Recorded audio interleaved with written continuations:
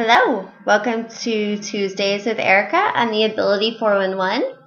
This week we had a viewer that sent us a message and was telling us about how he's in a wheelchair and actually getting ready to go on vacation to Disneyland, I believe, a theme park.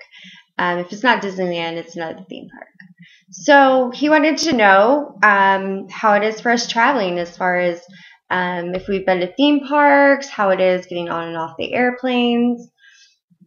So this is something that I am pretty educated about, as my schedule's crazy. I actually am getting ready to go on an 8-day trip, which I'll be covering 3 different cities within the 8 days. So this is definitely one of my departments.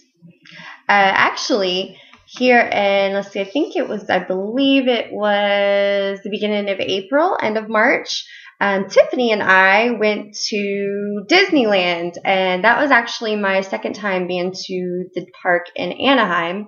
The first time I went as Miss Wheelchair America, and this last time was just for a lot of fun. And yeah, I know Tiffany shared her experience, or part of our experience there. She definitely had a blast, and I think I can speak for her and say the Grand Rapid ride or the Grizzly Run was her favorite ride. Anyway, after we all took a shower on the ride, one of the things that I think stood out to me for our trip together to Disneyland was we went to go ride the roller coaster, which is actually the only one in the park. And I had been on it before, but Tiffany and her cousin Brittany had not. So they were like really pumped up, like that was one of the number one things that we were going to ride. Well, the first time we went around when it was still daylight, the line was just atrocious. Like, we probably would have been in line for about 2 hours. So we decided to leave and go ride a whole bunch of other rides and then come back to that one after the sun went down, hoping that it would clear out a little bit. Well, this line was shorter when we went back at nighttime, and we got in line, and it still was a good wait. I think we were in line for about 30, maybe 40 minutes. And we're getting kind of close to the elevators, where you get on the elevators and go up, and they come on the microphone and announce that the ride was closing down. Yeah. The only way to get back out of line was to wait for everybody else. So everybody was pretty irritated. I was cool because I had rode it before, so was no big deal to me. But poor Brittany and Tiffany, we wasted a half hour of our life and our one day at Disneyland and didn't get to ride the roller coaster. So that really didn't have anything to do with our disabilities. Just a funny story that I wanted to share, kind of just to rub it into Tiffany again, that we didn't make it on the roller coaster.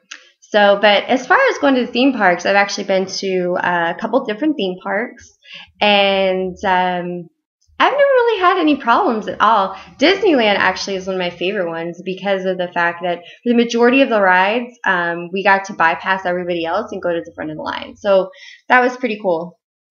And it wasn't just, me by myself. It was whoever was with me as well. So yeah, and as far as the park itself, I mean, it's very accessible.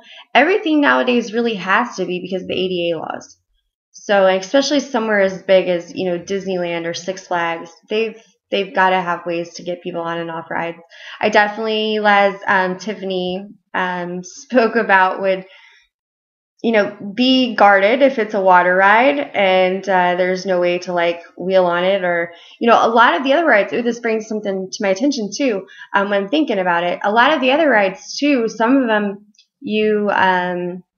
all of them you have to transfer, but some of transfer out of your chair, but some of them are really, really low. So it's definitely nice if transferring is fairly easy for you. Great, you probably have no problem at all. If transferring is hard for you and you need assistance, definitely make sure there's somebody with you that can lift you. Probably be a really good idea. As far as flying, I fly all the time. That's my main way of transportation when I'm traveling. And To be honest, I never really have any problems. Actually, I think we did a video before about this, and I talked about how the bathrooms are a nightmare, and getting to the bathrooms on an airplane are a nightmare. You have to wait for the flight attendants, which some are not fully trained and or have never used the aisle chair before, so that can definitely pose a technicality. If you're like me, you'll just get down in the aisle and crawl to the bathroom. Desperate times call for desperate measures. So, yeah. But other than that, I mean, airports, everybody's very, very helpful. And, I've had so many strangers that weren't airport personnel and, weren't working. They were just other passengers who have just stopped and say, hey, do you need a hand? See me struggling, trying to pull my baggage from baggage claim, out to where we get picked up at airports, something like that. Most likely somebody's always going to be there and be willing to help. There's lots of good Samaritans. For the same trip that I actually flew out to California at the end of March, beginning of April to visit Tiff, as you guys recall, we did a couple videos together while I was out there. But anyway, she came to pick me up at LAX. The night that I flew in, it was late at night. It had been a long day, and I had one of my flights that was an absolute nightmare. Actually was sitting in the middle of a row of 3 seats and had 2 people on either side of me and was extremely tired and couldn't go to sleep. Not something that really affects just people with disabilities. That's something that can affect any of us riding in an airplane. And it sucks. But anyway, when I got off the plane, poor Tiffany, I was, just exhausted and I had to pee so bad. And my stomach wasn't feeling well and all kinds of horrible things were happening to me. And, Tiffany actually was looking for my bag while I ran to the bathroom. And I came back and actually, speaking of Good Samaritans, there was a couple guys that were sitting there and that were, helping. Even though Tiffany didn't need any help, there were people that were there available and ready to help. So, traveling shouldn't be too bad of a job or too bad of a thing to have to do for you. Like I said, nowadays everything has to be ADA compliant, and for the most part, staff and stuff, at the airports and airlines and even at, on the airplanes and definitely at the theme parks, everybody's trained and yeah, so that's a good thing.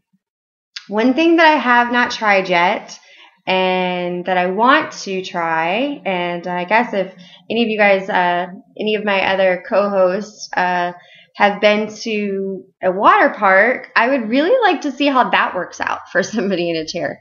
But that's something I've yet to do.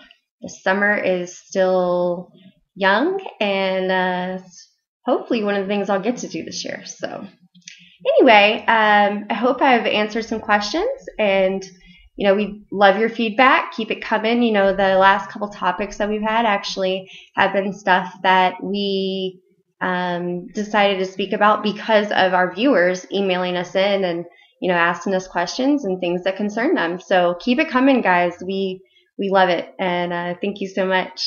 So until next Tuesday, keep rolling.